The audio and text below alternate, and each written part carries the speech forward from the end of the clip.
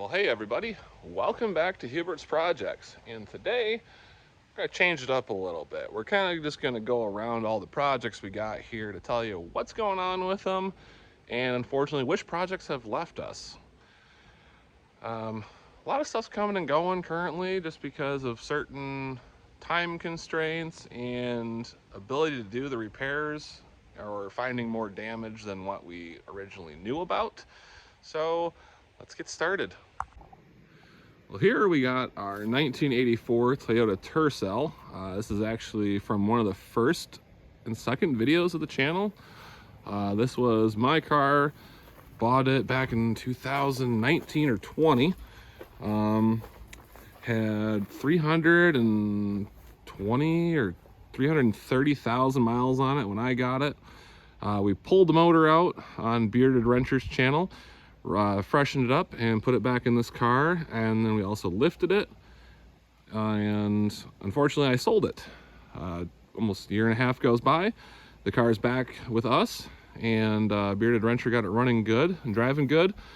Turns out the large wheels and tires I put on it were actually hindering the performance of the car, so now it will do highway speeds again, 75 miles an hour. There is some stuff we're going to be doing to it throughout the year, so stay tuned for that. Biggest thing is we're going to be trying to clean up some of this rust on the car. Luke has some doors that we're going to be able to put on it, and we have some parts in the shed that are going to go on here as well to kind of change up the look a bit without kind of hindering performance and keeping the drivability as like a daily. The channel cat Gabby is still here. She's still learning how to work on vehicles. She's currently not enjoying the hot sun, but you know, hey, I'm not going to complain too much. She's here, still learning, so that's a win. So unfortunately, a couple weeks ago, I was driving the Black Pearl, our tow rig, the Suburban we got from Forgotten Dailies, and it was acting a little funny. Driving fine, just wasn't stopping like normal. Got it back here to the house, and we lost all the brakes on it. Unfortunately, that thing was so rusted out underneath, which we knew when we got it, but it ran fantastic. Our plan was to pull the engine and transmission and put in that 2000 Silverado you guys saw in a previous video, but unfortunately the frame on that truck was cut to put a big block in, I believe for Silver Lake sand dunes or something, and the factory motor mounts and stuff on the frame were gone. And unfortunately, I don't have a welder or even power in the shed here, or lean-to, or want to call it. So we sold the Silverado to a gentleman who is actually working on it currently to put a 6-liter in it and going to make it his daily. So that's cool for him. He's got the necessary shop welder and supplies and everything there to do it. That being said, the Suburban left us yesterday. A buddy of mine got it. We actually traded it for his 4-wheeler, so now we got a 4-wheeler to play around on the property. So I'm going to make some trails out there and do some projects, so we're going to see that here in a future video. And we do have a new tow rig. You guys will see a sneak peek of it today before I do a full-length video on it as well. It's pretty cool. Been a vehicle I've been looking for quite some time. All right, back to the projects we got here. So we got the 95 Silverado or Silverado package K1500. We got it running good now. Got the 33s on it. You'll notice the flatbed is now missing. Flatbed came off because I have this 98 here, and this box is going to go on that truck. But my boss actually wants to buy both trucks from me. So we're gonna see, he definitely wants this truck. But if he doesn't buy it, we're going to pull the seats out of it, put them in the 95, put the box on the 95. The tailgate's actually there on the ground by all the cozy coupes. And then this truck actually has an NV 3500 5-speed in it. And it also has a GM 14-bolt semi-floater rear end. And it's also got 373 gears in it. So it's got some good parts that we can use on the 95 if my boss decides not to buy 98 or even both trucks here. You'll also notice this is right about where the Chevette diesel was sitting. Unfortunately, that project has also left us. I had that Chevette for almost a year and I could not get it to start. Everything I was doing wasn't working. Contacted people on the forums. We knew the timing was off, but we didn't really know exactly what was going on. So I sold to a gentleman who actually spent think it was about 3 or 4 days, just straight through. After work on Friday, all day Saturday, all day Sunday, after work on Monday, and got it running. Turns out the new injection pump was actually bad on the car. The timing was off. 2 of the cylinders were washed out, and a couple other electrical gremlins that were kind of robbing from the whole ability to run. Hopefully I have a video I can snip it in here now.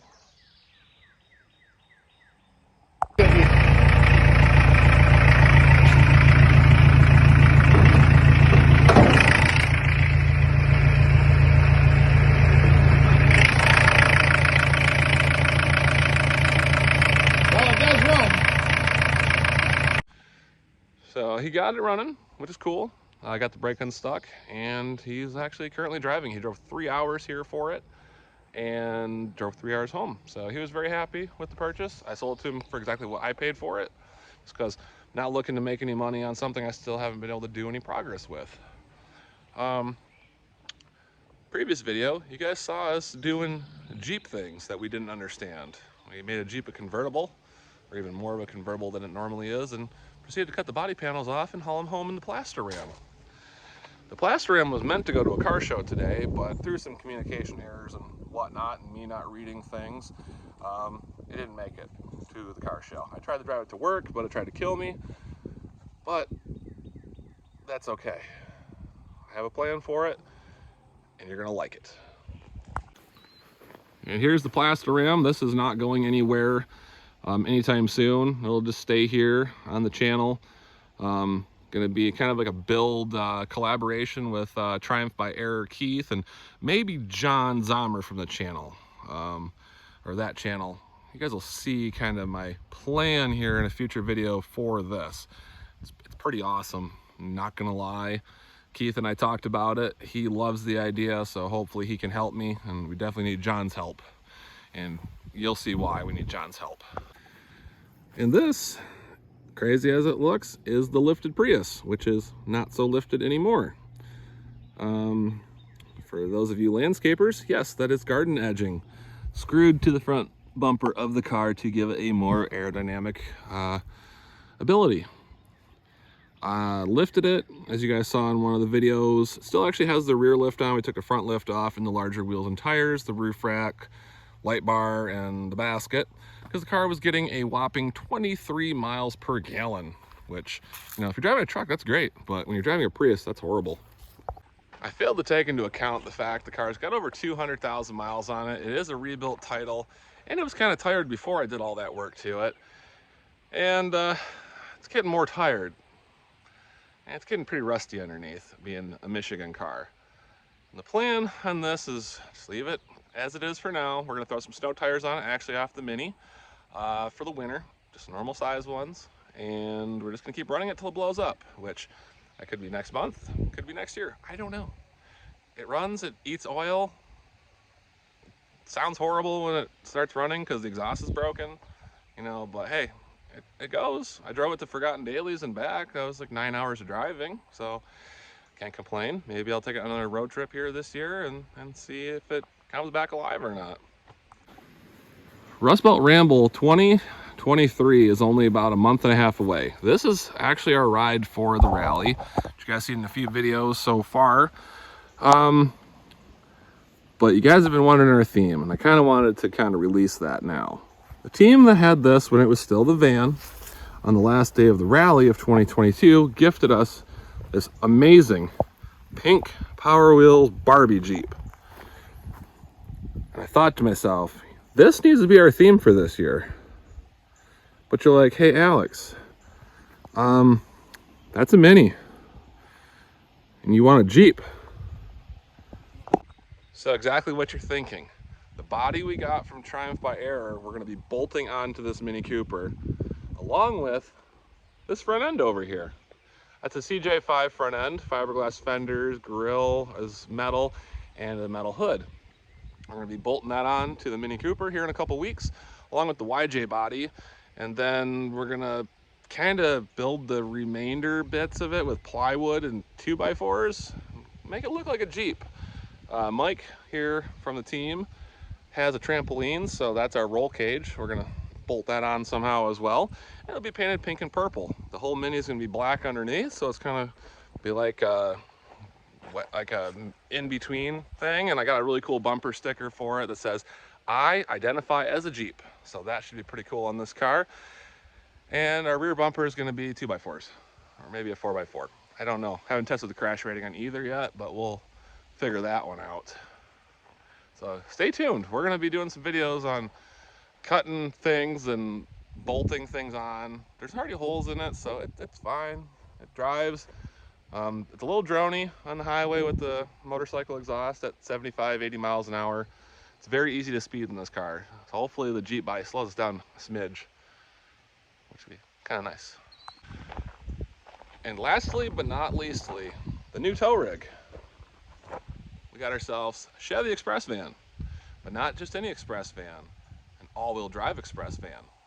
It is the Express Pro with the flip open panels that don't actually open, which is perfect for me because I want to take this panel out there and put a window in so that we can put seats back in the back end of it, and we can use it for road trips, for picking up projects, and tow baby Dildar around, who you guys have seen in a couple of videos. So he'll be having a good time with that. Maybe rescue some more cozy coops while we're at it at the same time. So stay tuned for a further video. We're going to do a close-up thing on the van, so you guys can check that thing out on the channel. And once again, thanks for listening to me ramble on. Stay tuned for more Mini Cooper shenanigans with trying to put a Jeep body, or at least the skin of it, on it, because, you know, Team Punch Raff had their van body on here.